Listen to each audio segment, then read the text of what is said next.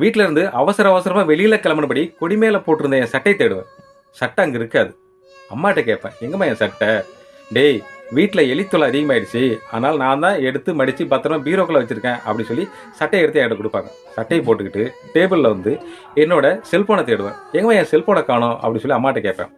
அம்மா சொல்லுவாங்க, டேய், நீ அசந்து தூங்கிட்டு இருக்கும்போது யாராவது உனக்கு அடிக்கடி ஃபோன் பண்ணி உன்னை டிஸ்டர்ப் பண்ணுவாங்க, உன் தூக்கத்தை கலைச்சிருவாங்க, அதனால தான் அது சுவிட்ச் ஆஃப் பண்ணி ட்ராவில் வச்சுருக்க அப்படி சொல்லி ட்ராவில் செல்ஃபோன் எடுத்து எனக்கு கொடுப்பாங்க. அப்படியே வெளில வந்து வாசலில் பார்த்தா வாசலில் செருப்பு இருக்காது.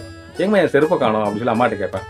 டேய், உன் செருப்பு வந்து புது செருப்பு, தெருவில் வந்து நாய்த்தொலை அதிகமாகிடுச்சு, புது செருப்பு வந்து கடிச்சு குதறிச்சுன்னா என்ன பண்ணுறது அப்படின்னு சொல்லி நான் தான் எடுத்து செவுத்து மேலே வச்சுருக்க சொல்லி செவுத்து மேலே இருந்து செருப்பு எடுத்து என்கிட்ட கொடுப்பாங்க.